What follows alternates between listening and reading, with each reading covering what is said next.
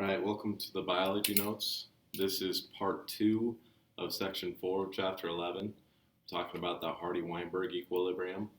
We're going to cover the second objective in this video, so we're going to explain the predictive value of the Hardy-Weinberg equation. So this is how that Hardy-Weinberg equation is derived. This is showing you algebraically how you get this equation down here. All it is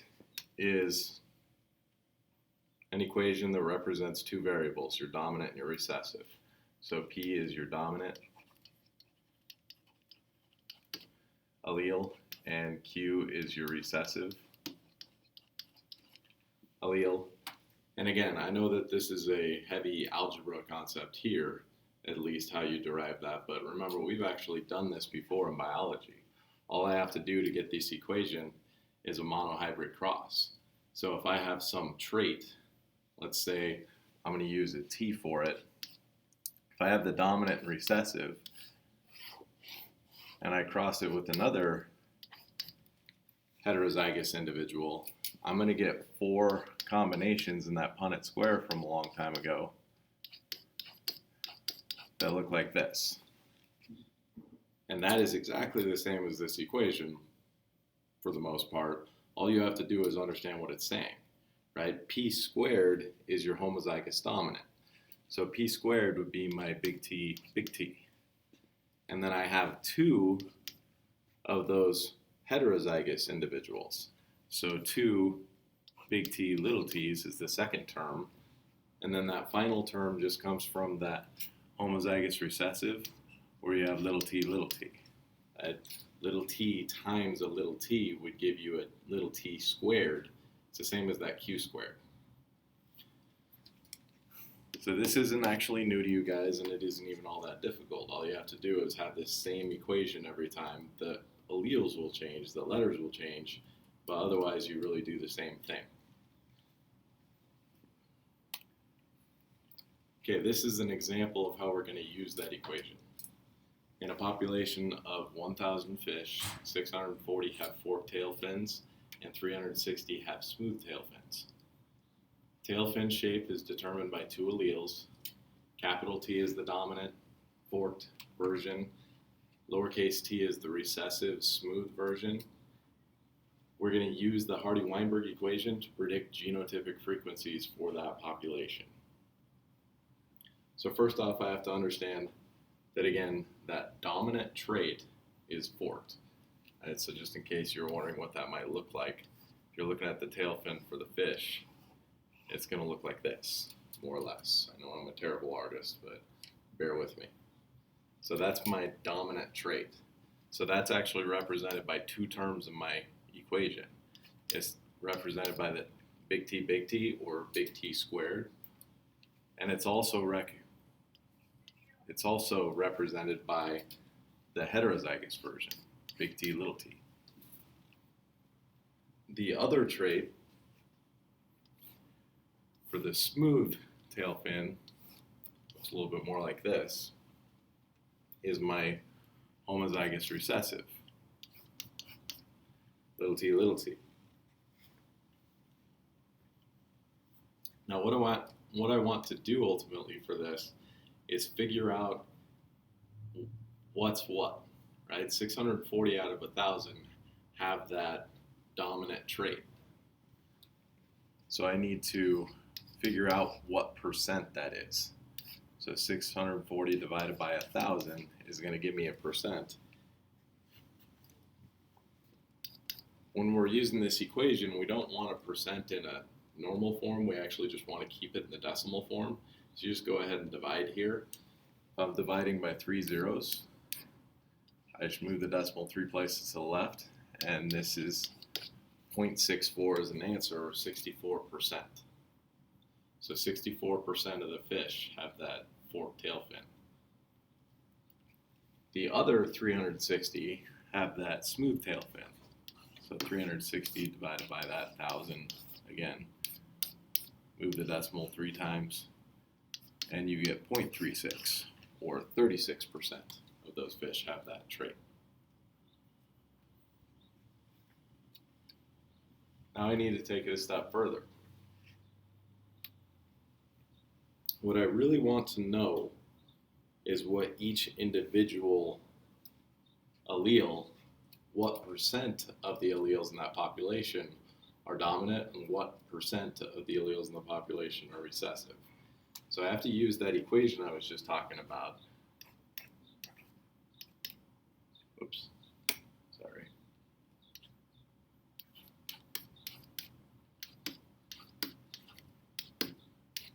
That has three different terms in it. Remember, the first two terms are for that dominant trait. That last term is for the recessive. Now, anytime you're doing math, it's a lot easier to deal with just one term as opposed to two. So what I'm going to use here is actually my recessive term, that little t or little t squared. Because I know that little t squared represents 36% of my population, so 0.36 is that t squared term. And from that, because this is a square over here, I'm going to use a square root to get rid of it. I can figure out what percent of my alleles in that population are for that little t. A square root of 0.36 is 0.6, which means that 60% of the alleles in that population are recessive. Now, from that very first slide that we talked about today over the equation, I know that big T plus little t, that P plus Q, is going to be equal to 1.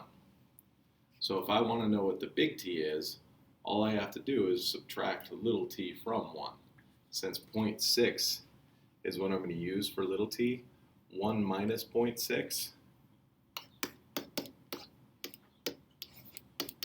is going to be 0.4. So the other 40% of the alleles in that population are for that dominant allele, for that dominant trait. So this is what I was trying to come up with. I want to know what percent of my alleles were recessive. I wanted to know what percent of my alleles were dominant. FFA students, Farm Credit has breakfast for you out in the Ag building. They have brought breakfast from Taco John's. Again, FFA students, thank you. Sorry about that interruption, guys. But now, I still need to work with this a little bit more because I want to look at each individual term and figure out what percent of the population represents that. So I'm going to take each term, starting with that homozygous dominant, and I'm just going to plug in a value and figure out what that should be. All right, so since I know that capital T is that 0.4, it's 40% of the population, I'm going to take 0.4 and I'm going to square it. That's going to give me 0.16. So 16% of my population is that homozygous dominant. The next term, the heterozygous, remember there's always two of those. I need to plug in both that 0.6 and that 0.4. 0.4 for the capital T, 0.6 for the lowercase t. But again, all I have to do is just multiply 2 times 0.4 times 0.6, and I'll get an answer here. 4 times 6 is 24. 2 times 24 is your 48. So it's going to be 0.48 for an answer here. And then finally, I want my last term as well that represents that homozygous recessive. I already know what that is though, because I started with that. Remember, t squared was equal to 0.36. So I can just go ahead and put that answer in. But if I needed to, I could take 0.6 and put it in for little t and square that. 0.6 times 0.6 is going to be 0.36. It has to be. So my three different terms are 0.16, 0.48, 0.36, 16%, 48%, 36%. If you add all that up, it should be equal to 100. Right? If you add all three terms up, 0.16 plus 0.48 plus 0.36, it should equal 1.